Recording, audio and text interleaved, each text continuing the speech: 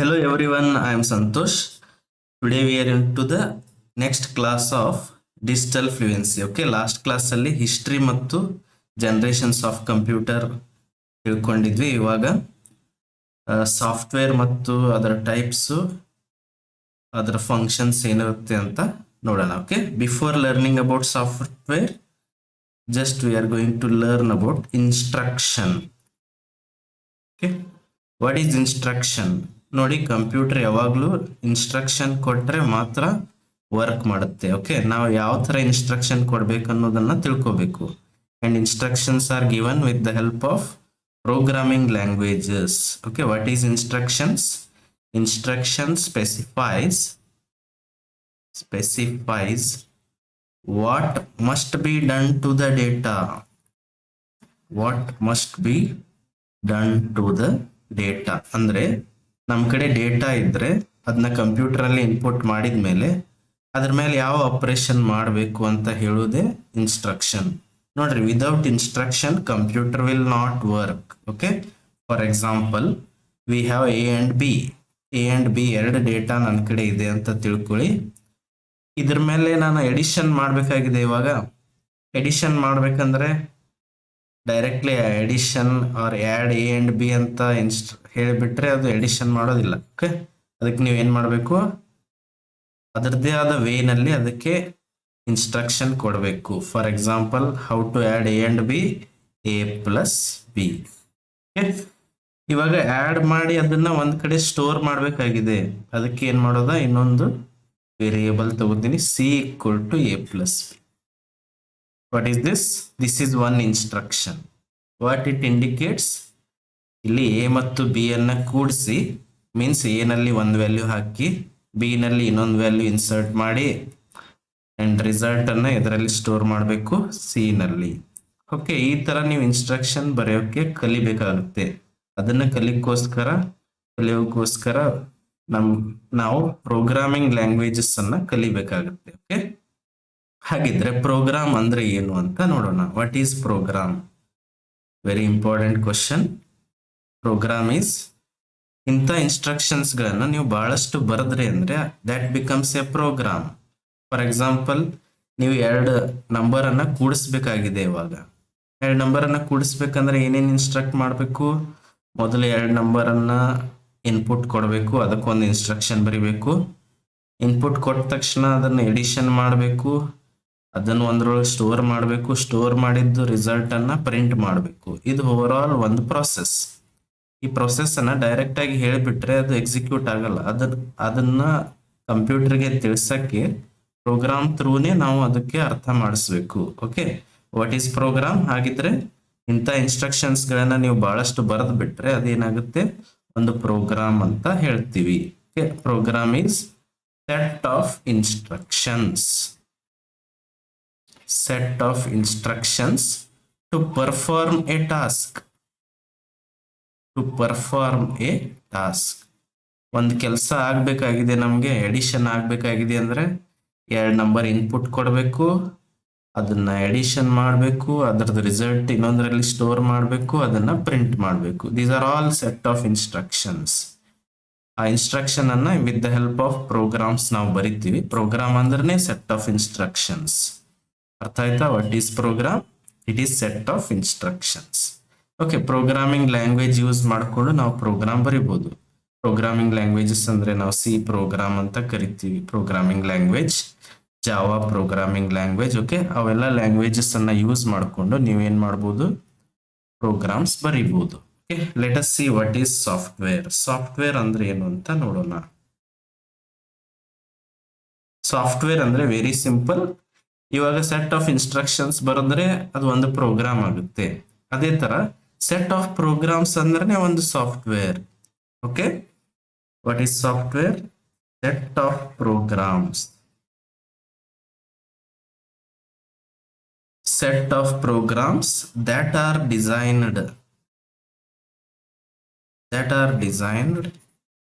to manage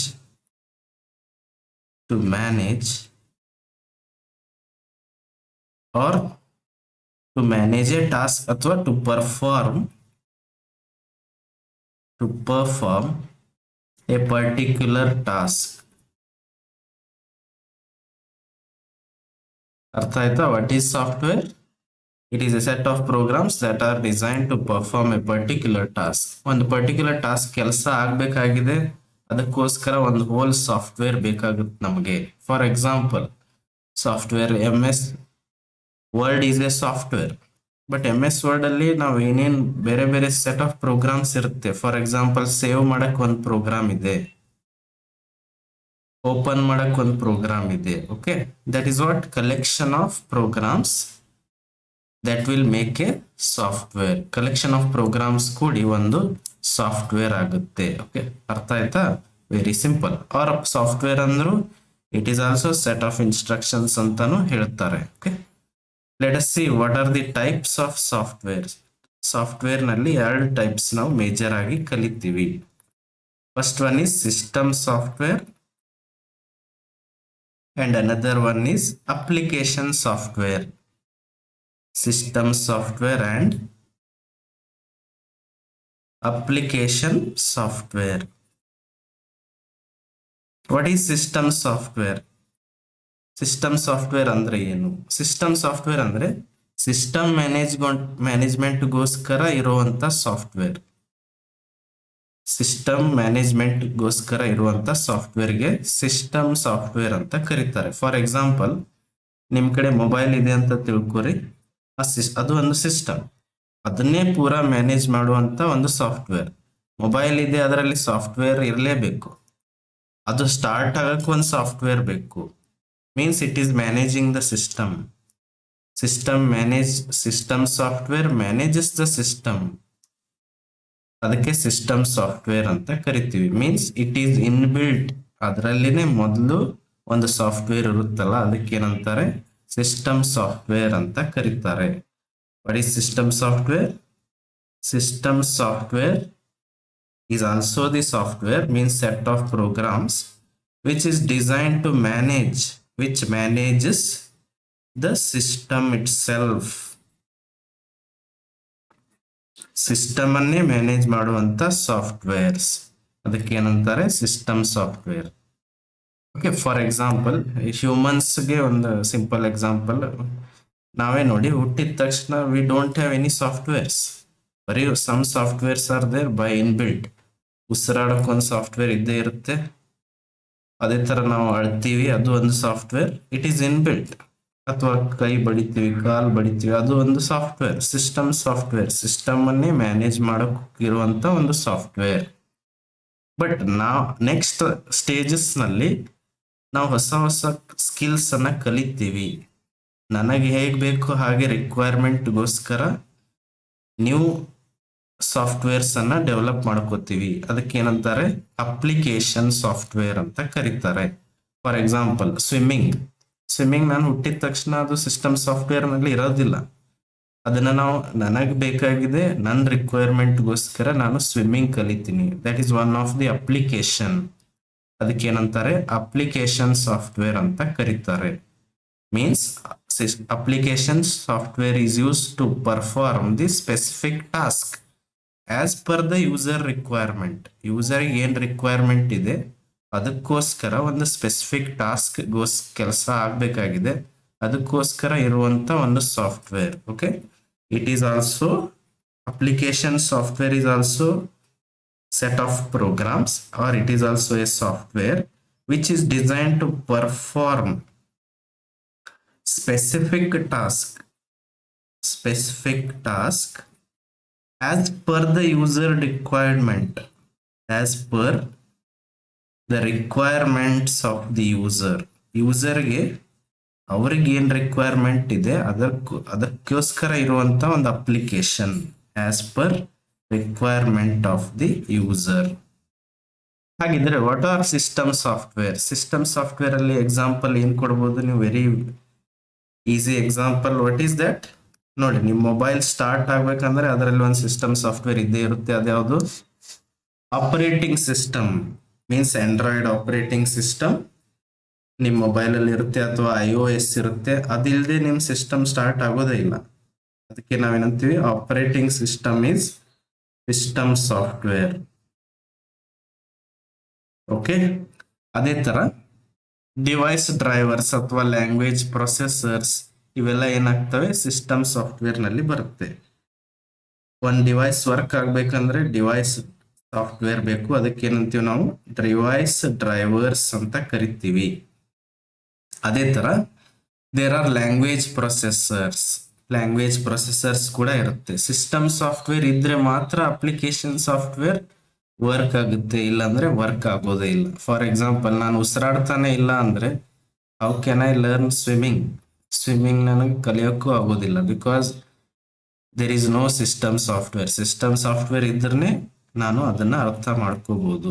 okay, for example you are learning digital fluency, ಇದು ಒಂದು application ನೀವು learn ಮಾಡ್ತಾ ಇದ್ದೀರಿ, ನಿಮ್ ಸ್ಕಿಲ್ ಬೆಳೆಸ್ಕೊಳ್ಳೋಕ್ಕೋಸ್ಕರ ಇದು ಡಿಜಿಟಲ್ ಫ್ಲೂಯೆನ್ಸಿ ಸಬ್ಜೆಕ್ಟ್ ಲರ್ನ್ ಮಾಡ್ತಾ ಇದ್ದೀರಿ. ಬಟ್ ಇದನ್ನ ತಿಳ್ಕೊಬೇಕಂದ್ರೆ ನಿಮ್ಮಲ್ಲಿ ಒಂದು ಸಾಫ್ಟ್ವೇರ್ ಇರಬೇಕು, ಅದು ಯಾವುದು ಸಿಸ್ಟಮ್ ಸಾಫ್ಟ್ವೇರ್.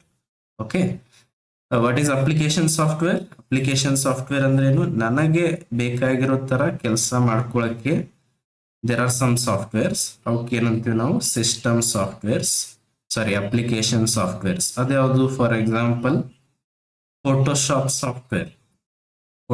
ಸಾಫ್ಟ್ವೇರ್ ನಮಗ್ ಬೇಕು ಅಂತ ನಾನು ಇದನ್ನ ಫೋಟೋಶಾಪ್ ಕಲಿಬೇಕಾಗಿದೆ, ಫೋಟೋ ಎಡಿಟಿಂಗ್ ಕಲಿಬೇಕಾಗಿದೆ, ಅದಕ್ಕೋಸ್ಕರ ನನ್ನ ಸಿಸ್ಟಮ್ ಅಲ್ಲಿ ನಾನು ಇನ್ಸ್ಟಾಲ್ ಮಾಡ್ಕೋತೀನಿ. ಅದೇನು ಅಪ್ಲಿಕೇಶನ್ ಸಾಫ್ಟ್ವೇರ್. ಫಾರ್ ಎಕ್ಸಾಂಪಲ್, ನಿಮ್ ಫೋನ್ ಅಲ್ಲಿ ವಾಟ್ಸ್ಆಪ್ ಅಂತ ಕರೀತಾರೆ. All of them are applications only.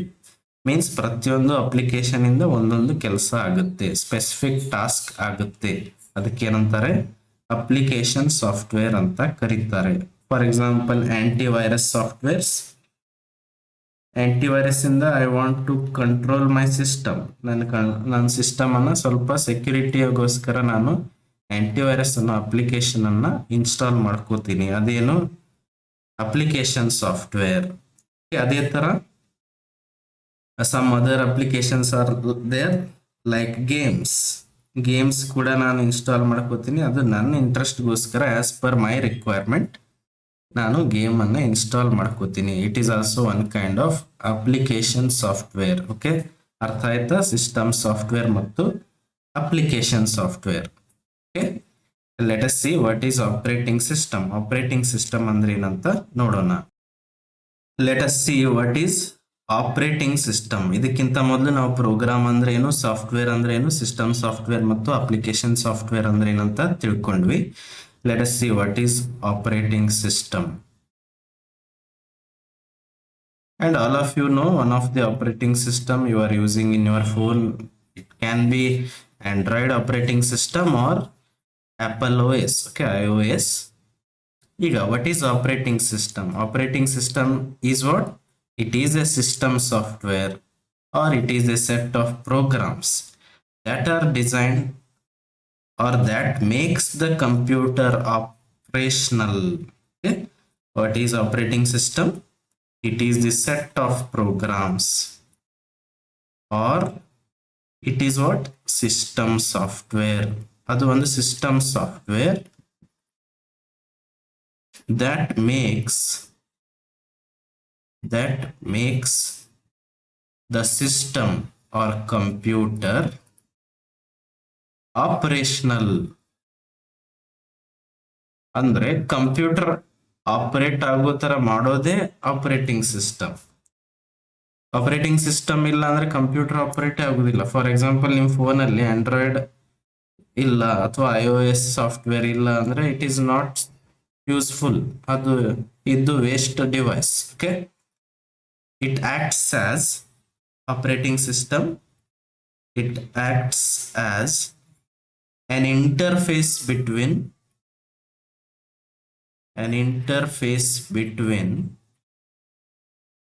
user and computer. Computer ಮತ್ತು ಯೂಸರ್ ನಡುವೆ ಇರುವಂತ ಒಂದು interface.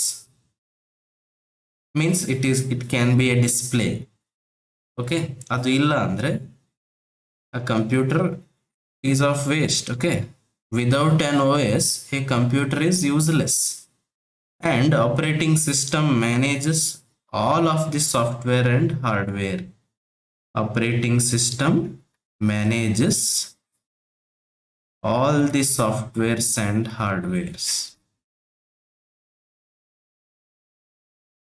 because it makes the devices operational. For example printer work ಆಗ್ಬೇಕು, ಪ್ರಿಂಟರ್ ಆಪರೇಟ್ ಆಗಬೇಕು, ಯೂಸ್ ಆಗಬೇಕು ಅಂದ್ರೆ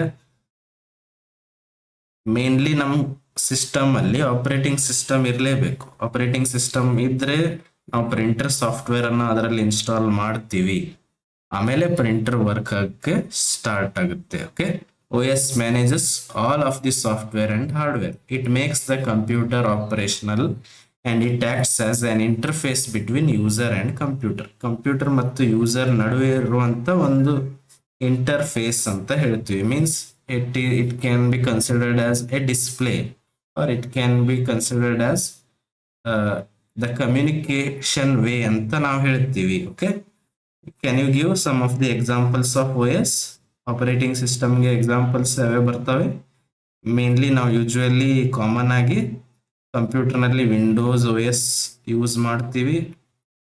ಮೀನ್ಸ್ ವಿಂಡೋಸ್ ಆಪರೇಟಿಂಗ್ ಸಿಸ್ಟಮ್ ಅಥವಾ ಲೈನಕ್ಸ್ ಆಪರೇಟಿಂಗ್ ಸಿಸ್ಟಮ್ ಅಥವಾ ಯೂನಿಕ್ಸ್ ಆಪರೇಟಿಂಗ್ ಸಿಸ್ಟಮ್ ಅಥವಾ ಮ್ಯಾಕ್ OS, ಮ್ಯಾಕಿಂತೋಶ್ OS ಅಂತ ಹೇಳ್ತೀವಿ, ಅಥವಾ Android OS in our phone we are using. These are all operating systems. Notice, without operating system the machine will not work, because operating system is what? System software. adu ಒಂದು system software ಆಗಿರುತ್ತೆ. Okay, let us see what are the functions of OS. ಅಂದ್ರೆ operating system ಏನ್ ಕೆಲಸ ಮಾಡುತ್ತೆ ಅಂತ ನೋಡೋಣ.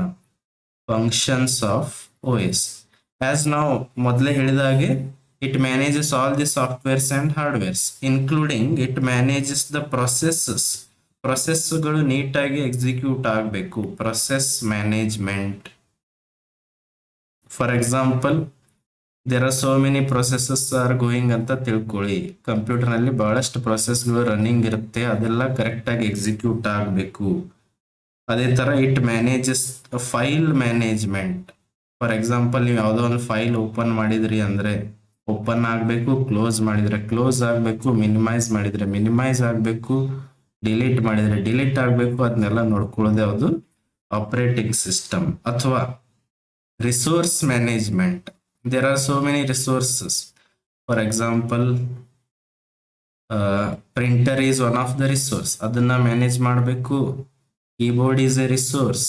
All the resources of a computer, ಅದನ್ನೆಲ್ಲ manage ಮಾಡೋದು ಯಾವುದು? Operating system. ಅದೇ ತರ ಮೆಮರಿ ಮ್ಯಾನೇಜ್ಮೆಂಟ್, ಯಾವ ಪ್ರೊಸೆಸ್ಗೆ ಎಷ್ಟು ಮೆಮರಿ ಅಲೋಕೇಟ್ ಮಾಡಬೇಕು ಅದನ್ನೆಲ್ಲ ನೋಡ್ಕೊಳ್ಳೋದು ಯಾವುದು? Operating system. Okay, these are all important points about software, system software, program, operating system. ಇದ್ರ ಮೇಲೆ 1 or 2 ಕ್ವಶನ್ಸ್ ಎಕ್ಸಾಮ್ ಅಲ್ಲಿ ಕೇಳ್ತಾರೆ. Okay, may be they may ask you operating system is ಅಂತ ಕೇಳಿ ಕೆಳಗಡೆ ಆಪ್ಷನ್ ಅಲ್ಲಿ it is an interface between user and computer ಈ ತರ ಕೇಳಬಹುದು, ಅಥವಾ ವಿಂಡೋಸ್ ಈಸ್ ವಾಟ್ ಅಂತ ಕೇಳಬಹುದು. ಓಕೆ, ಈ ತರ ಕ್ವಶನ್ಸ್ ಬರೋ ಚಾನ್ಸಸ್ ಇದೆ. ಅದೇ ತರ ಟೈಪ್ಸ್ ಆಫ್ ಆಪರೇಟಿಂಗ್ ಸಿಸ್ಟಮ್ಸ್ ಕೂಡ ಬರುತ್ತೆ. ಟೈಪ್ಸ್ ಆಫ್ ಆಪರೇಟಿಂಗ್ ಸಿಸ್ಟಮ್ ನಲ್ಲಿ let us see only one line I am going to explain, or just you need to know what are the types of OS. Single user operating system ಅಂದ್ರೆ ಆ operating system ಅನ್ನ ಒಬ್ಬರೇ use ಮಾಡಬಹುದು. For example, Android OS ಅದನ್ನ ನಾವು single ಆಗಿನೇ handle ಮಾಡ್ತೀವಿ. Multi user OS, for example Linux is one of the multi user OS. ಅದೇ ತರ batch processing OS means all the jobs are done in batches. Okay, ಅದೇ ತರ real time OS.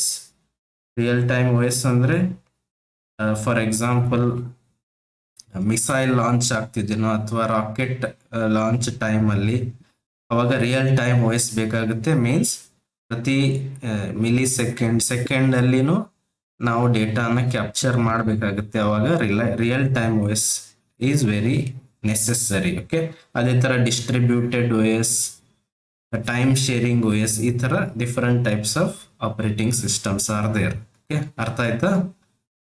Very important part ಇದು. If you have any doubts, you can comment. Okay, thank you.